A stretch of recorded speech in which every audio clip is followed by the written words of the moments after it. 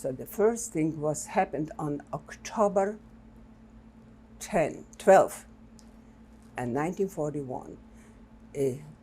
We were in the apartment, and we had heard a knock on the door.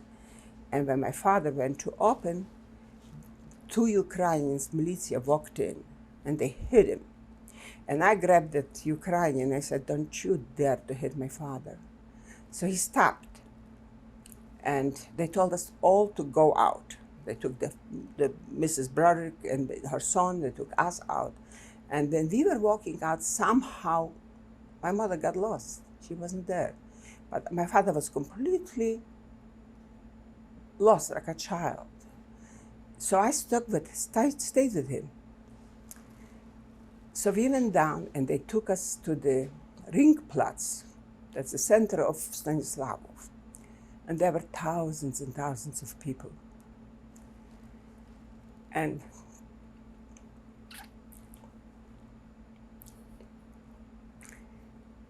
they started gathering us, and some of them were put on the trucks, some of them were marching in columns.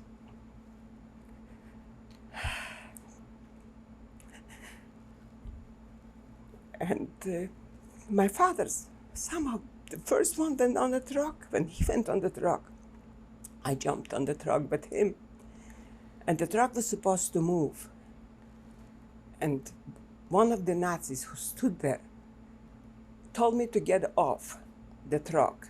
The Ukrainian policeman who was standing there didn't realize that I was told by the Nazis to get off the truck, hit me. And my whole hand swelled up. The Nazi grabbed him and he said, "Don't you dare to hit her." And the truck left.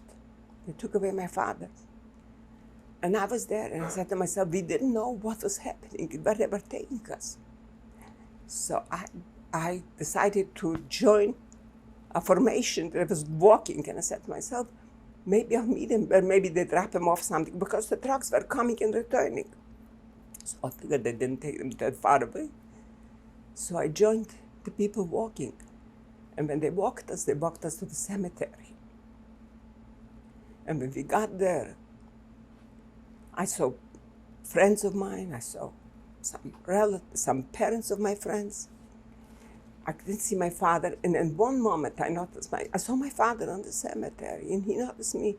We couldn't get to each other because people were trampled, people were scared, and they had 3 graves.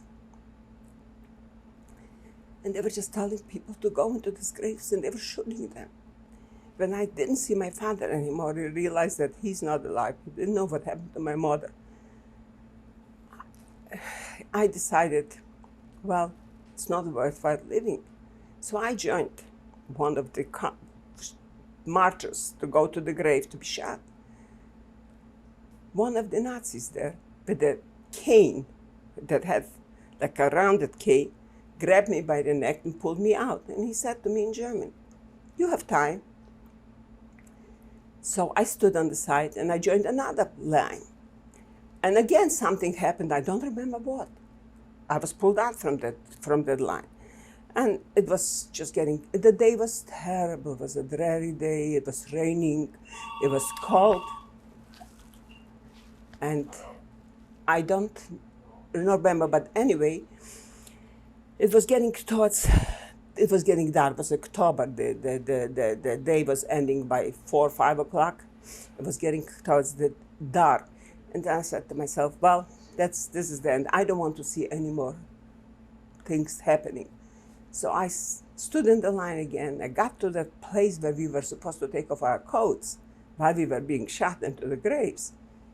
When a friend of my brother's and his wife grabbed me, and she said to me, "Let's live a little longer. Let's live a little." Pulled me out from them, put the coat on me. And he went to one of the Ukrainian militia, and he said to him, "Let us go. I have a big diamond in the house, and I'll give it to you." He said, "I'll get your diamond anyway, and you will not live." And just then, the Nazis said that all the people who are still alive should go home. They're free to go back to their homes.